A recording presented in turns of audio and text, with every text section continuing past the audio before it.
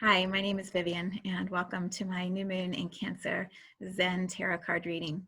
I used to do these readings over in our Patreon community, and we have since expanded and brought all of our content out here to YouTube. And so this will be my first Zen card reading with a new format, with a new way of providing some energy reading for you. I don't do these readings really ever. I do them for myself, but not in this public forum. And so it's fun just to play with it. I am not someone who has a polished professional card reading process. This is just me sharing what I feel energetically is happening this month as we begin the new lunar month with you through the format of the cards. So I'm using my OSHO Zen Tarot deck, which I love. And then at the very end, I will pull a card or two from our guides from the Light Seers Tarot card deck by Chris Ann. So yeah, I'm also going to have different questions. Before I used to do past, present, future, and then questions from our guides. And it felt more important right now to do a collective now reading first, and then an individual now, where are we? And then what are the highest possibilities for the new lunar cycle that's beginning? We had a new moon in Cancer yesterday. Cancer, very much about home, security, family, relationships with our mother, very watery, emotional sign. So there's a lot that is being felt. We are also having two new moons in Cancer in a row. We have this one, and then we have another new moon in July. And there's a lot of emphasis, or it's like you get the first layer, and then there's going to be the second layer of all of this Cancer energy around the new moon. And new moons are a time to set intentions, to have new beginnings, to open up to new possibilities. With all that is happening right now on our planet, it feels really important to be intentional about how we move and act and carry ourselves here in this human journey. So let's have some fun. So the first thing I'm going to do, I'm looking at my notes to make sure I wrote down, make sure I'm going to give you the right questions. So the first one I'm going to pull from our Osho card, and I'll just sort of move them around. I've already shuffled them. I'm a very messy shuffler. So I do that before we start, and then I just sort of break the deck a little bit. I don't do the pretty, you know how professional card players have the nice little thing that they do with the cards. Yeah, I don't do that. I can't do that. I haven't learned how to do that. So the collective now is what I'm going to pull first.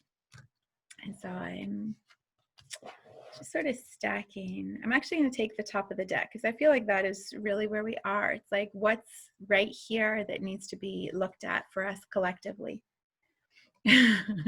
Friendliness. Isn't that perfect? Friendliness. I'll talk about it in just a moment. I don't know if you can see it very well. I think the light is shining in funny, but these two beautiful trees side by side.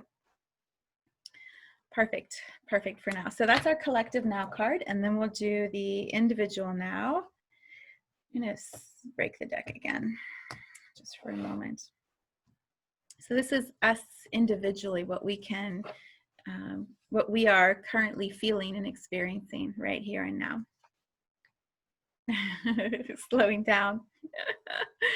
You know what's so funny is I've literally had this whole thing happening with turtles.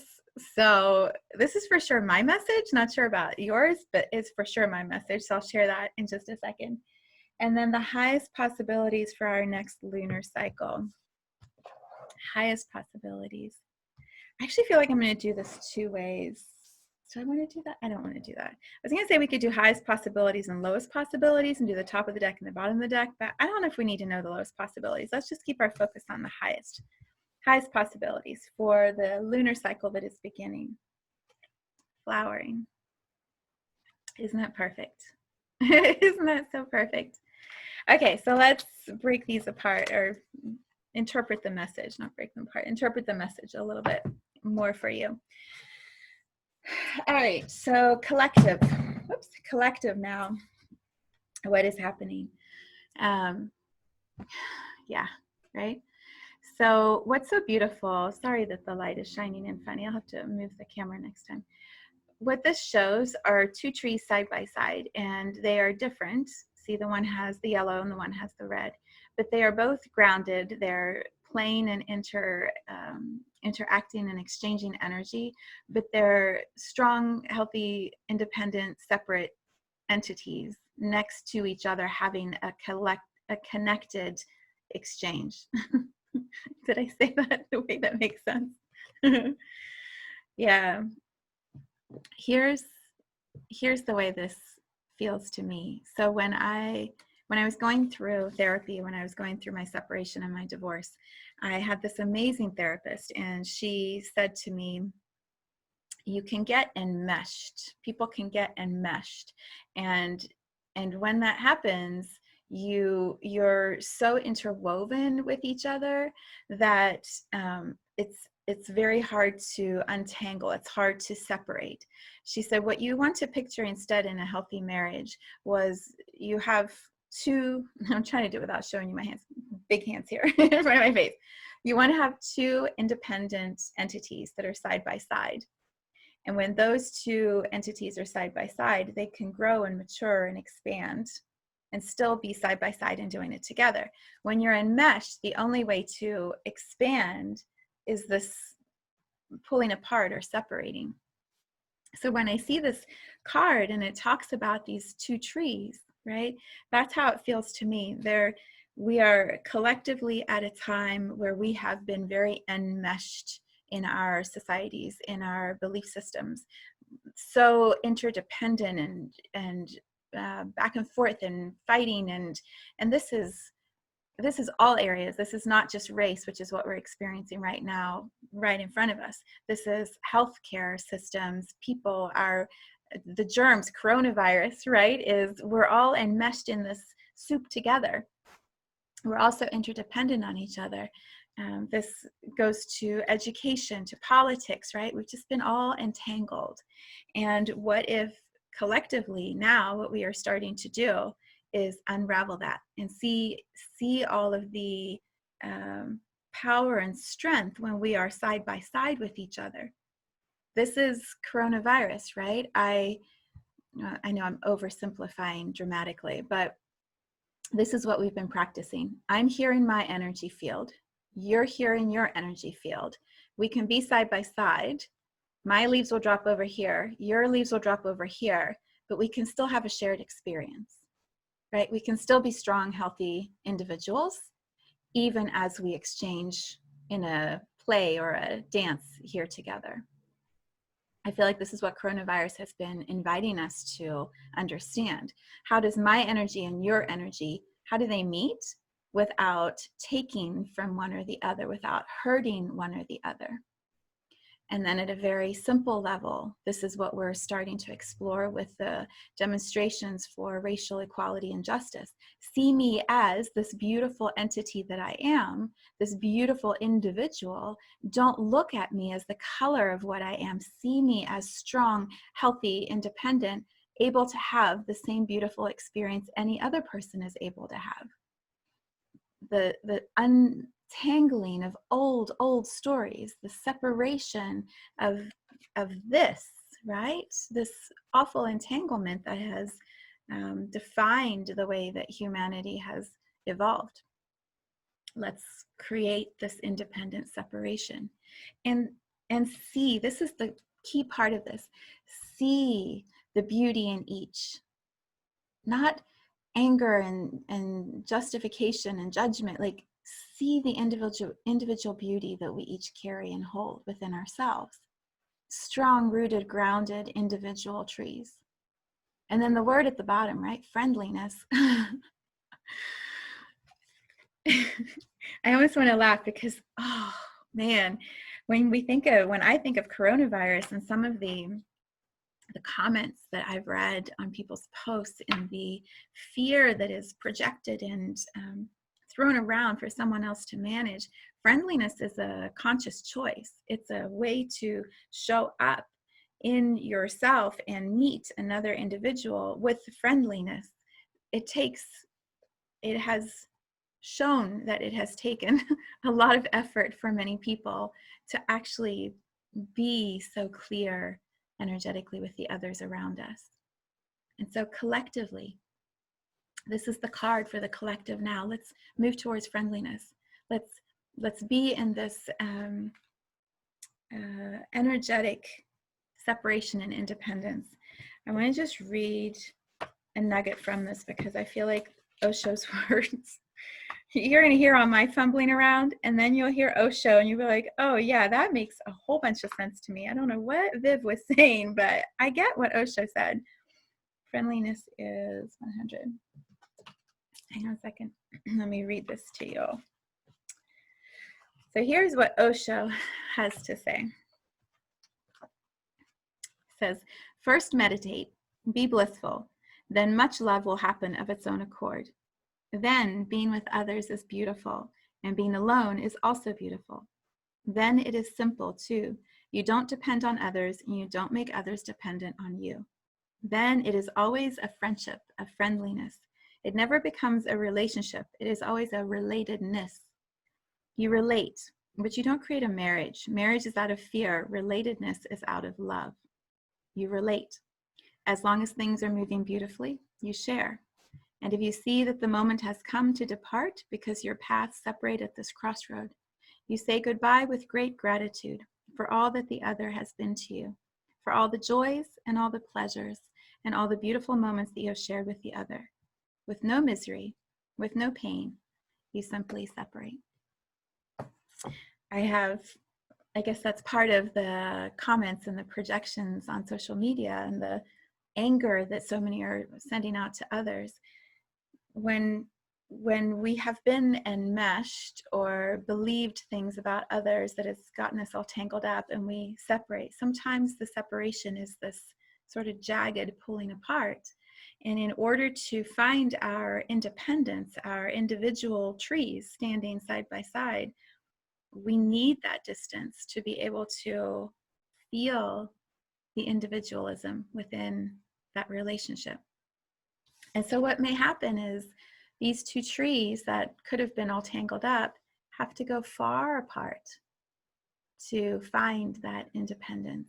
And that is happening now, right? That's what Osho says. When you're sharing and it's beautiful and there's an exchange that is healthy and strong, awesome. When you're complete, it's okay. It's okay to create some distance, and maybe you will find your way back and be side by side, or maybe you won't, and that's okay. Part of what is being activated, I believe, by coronavirus, by all the conversations that are happening around equality and justice, is this knowing individually within ourselves of who we are, this certainty of what we believe in, what we know to be true, how we want to conduct ourselves in this world. All of that is starting to be clarified within the individual. And so sometimes as that happens, it creates a pulling apart within the collective. And so if this is our collective now, this is the card for our individual now. So there's lots of things about this. Let me just show you a couple things about the card, and then I'll share how it applies in my world. So if you can see, there's like little sparkles of light that are all around here on the turtle's back, and then sort of guiding the turtle into the future. There's all this protection over the turtle to make sure, he or she is safe and protected. And also the turtle is moving forward towards the water, from the dry sand towards the water, with what looks like focused intention, right? Going here. And then the turtle has its home on its back, right? The turtle is at home. Whether the turtle's here in the sand or in the water or under the grass, the turtle is always at home. And so slowing down is the message. I believe even more than that, it's being at home in yourself, in myself, right? How are we feeling at home? This is Cancer, of course. The collective now, we're in Cancer. Slowing down, turtle, home. In finding home within yourself individually. That's the beauty that is possible. So it's like going from the collective trees all the way down here to the turtle. That's the individual experience. So how it's been playing out for me, which is what's so fascinating, that's the card we get, is the turtle card. I have this little turtle in our neighborhood who has been stopping me at least. I'm sure other traffic, because I keep seeing the same little guy. I swear it's the same little guy. But he'll walk across the road, and we have a private lane back here with lots of houses sort of tucked back. He'll go from my driveway to the neighbor's driveway, but he'll have to cross the road to do that. And so as he's doing that, if the cars are coming, it's happened to me several times, I stop to wait to let him move across the road, because I don't believe you should pick a turtle up. I believe they should be allowed to have their own journey, their own experience. And so I wait. It's his path. He was there first. I have to sit back and kind of allow him to figure out what he's doing. So that's happened 3 times in a week. So I posted a little picture of the turtle on social media. And then I went for a run last week on Friday, and as I was coming up the bottom of the lane, and this is a long lane, he's down at the bottom. At least I swear it's the same little guy. He's down at the bottom. And so I was standing next to him. I talk about this in my podcast on Friday of last week. I stopped at the bottom, and I'm looking at the turtle, and I'm looking up the hill, feeling where I got to go. Like, do I help him? Do I carry him up the hill? Do I put him on the side? Should I just let him be? Like, what needs to happen here? And of course, the answer is let him be. He's exactly where he wants to be, doing exactly the journey he wants to be taking. Who am I to decide that this turtle would rather be at the top of the hill if where he is right now is exactly where he wants to be? And so I started to go up the hill, and then had this other realization. It's not a race. I'm not racing the turtle. The turtle's where he wants to be. I'm where I want to be. It's all just happening perfectly. That was Friday. Yesterday morning, I wake up, and my dog Star is at the window, losing it, barking, shaking his whole little legs, just shaking. He's looking out the window. No lie, turtle is in the grass right underneath my bedroom window on Sunday morning. So we have a big conversation about it, my husband and I. And so he started wandering off. I told Star to stop barking at him. We came outside later to go for a swim in the pool, and he'd gone all the way around the pool to the other side. But he's kind of right by the little area we have our fridge and our pool equipment. And so I'm not sure, like, can we have Star outside while the turtle is right there? Is this safe for the turtle? So my husband wants to pick him up and move him and take him all the way back around. I'm like, he clearly went that way for a reason. He wanted to be where he is. Let's allow him to have his own experience. So we did, and he wandered off, and then he's somewhere. He's somewhere. But we had this great conversation. My husband had a great conversation about, is it our right to move the turtle when he clearly has been traveling at the speed and in the direction of where he wants to go? Do we know better than he does where he wants to be? And so I know this is a funny story about a turtle, but there's so much symbolism in this. Everyone is exactly where they want to be. This individual journey of the turtle. There are turtles in the sand, turtles in the water, turtles on the rocks, turtles on the roads, turtles in the grass. And all of us, we're having our own unique individual journey at this time on this planet. And none of them are wrong. Every single one of us is contributing to the co-creation of this collective human experience. So who are we to judge another one's experience and tell them that it should be different, or say it should be right or it should be wrong? Every one of us is waking up in our own unique way. And so if we can be like this little guy and see the sparkles on our back and follow the sparkles that are guiding us, all of this is light. It's light, it's sacred geometry, it's magic, it's the mystery of the human evolution and the journey that we're all on. There's our own unique path that we're being guided on. So can we trust that? That's really what I think this message is saying more than anything else to me right now. Trust the way you are being guided. Trust your own path. Allow yourself to see the light that is guiding you forward and go in that direction. And don't worry about the rocks, and don't worry about the grass, and don't worry about the other turtles. Don't worry about what everyone else is experiencing. Allow each to have their experience and follow how you are being guided. And I believe when we do that, right, when we individually are following our own guidance and are in integrity with ourselves, integrity with the home that we have on our back, with the shell that we are carrying behind us that has everything we need inside. Cancer energy, when we align with that path of light that's taking us forward, highest possibility is we're all going to be flowering. All of us. This is Gaia, Earth, right? With the moon behind her, with the flower, the lotus petal in front of her, the water, the emotion underneath her. Her hands just creating magic, right? This is what's possible. It's the most beautiful card. I hope you can see like all the geometry that is, all the symbolism in the card. There is so much that is happening universally, collectively, astrologically, energetically, at a soul level. There's this master orchestration that is happening within consciousness, within love, within all the dimensions and the realms. And we're here, these little turtles, these tiny little turtles, just right, trying to get to where we're trying to go. And this is what's happening. So as we follow our own path, we are all contributing to the highest possibility of flowering. And it looks different for everyone. For some people, flowering is finding your voice, being able to speak your truth, being able to stand up for what is right, for what is just, for the highest alignment of humans as a species on this planet. No separation of color, no separation of income, of where we live, of what our conditions are around us.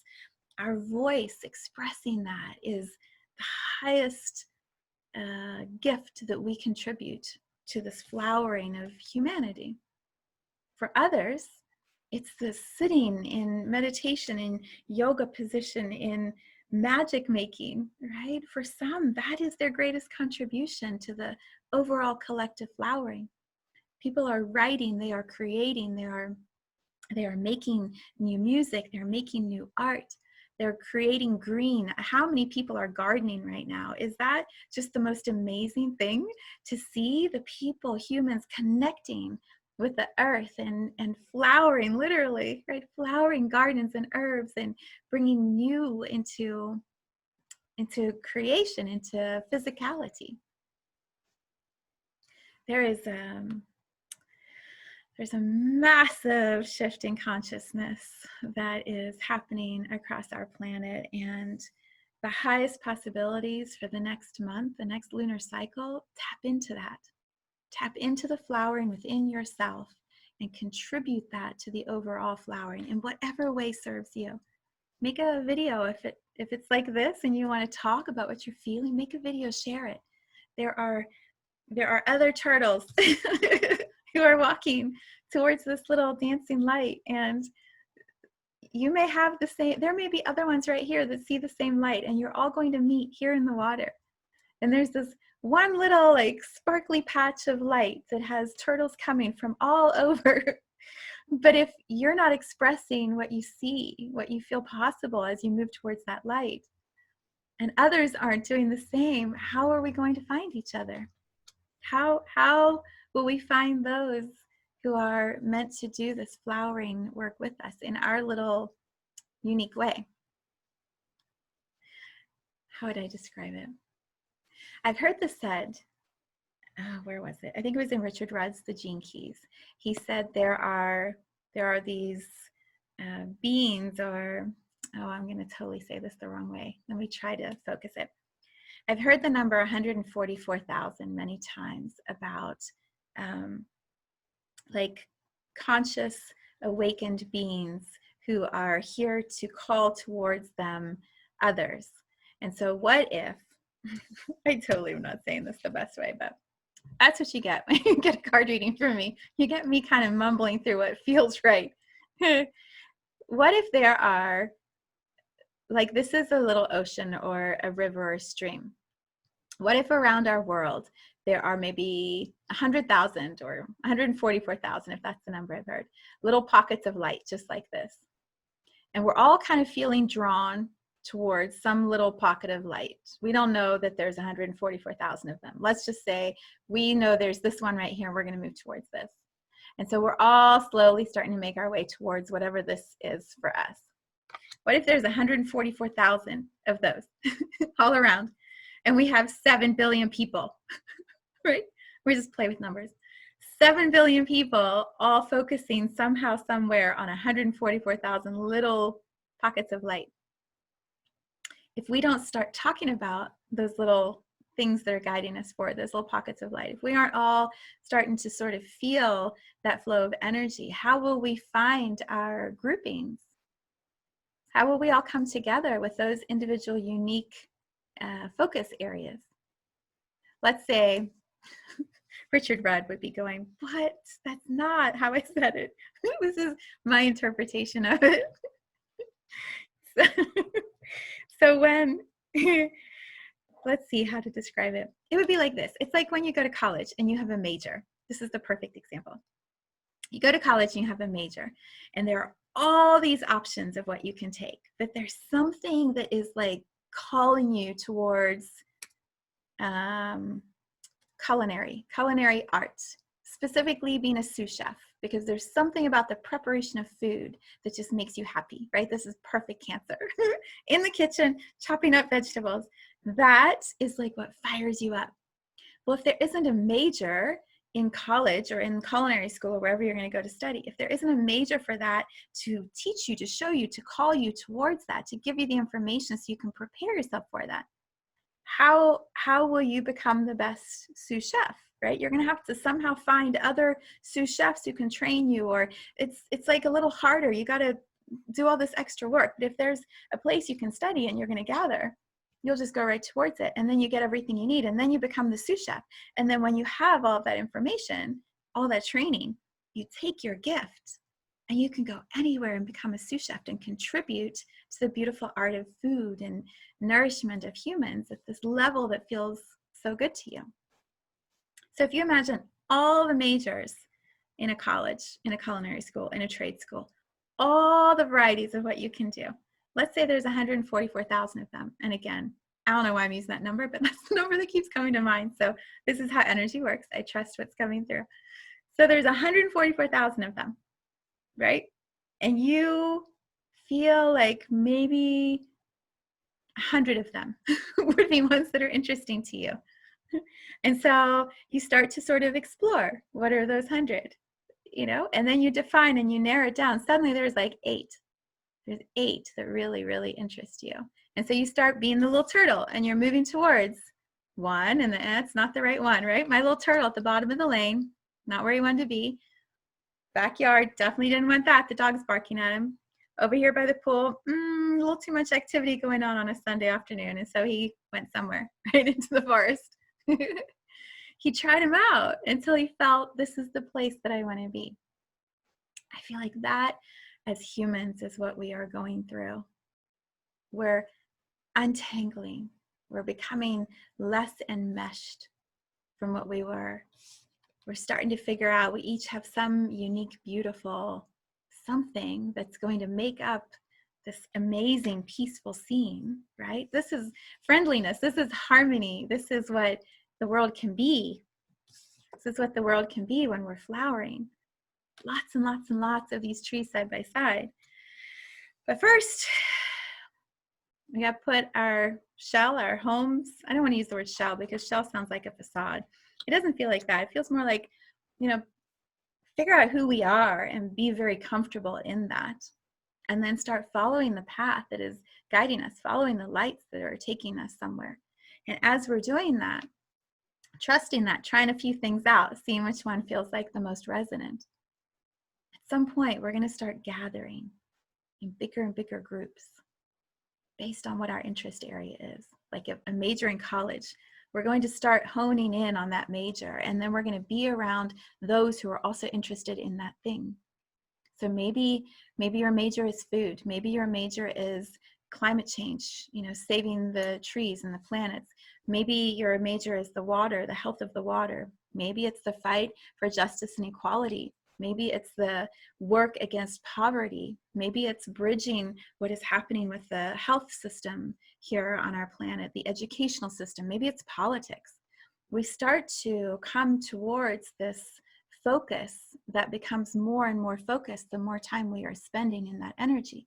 the more time we are talking with people who have similar interests as us, our passion gets refined, our interest grows, our focus clarifies.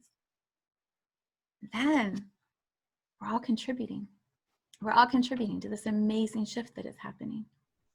And it looks different for everybody, right? You see here this beautiful goddess female. There's how many other, 144,000 other options.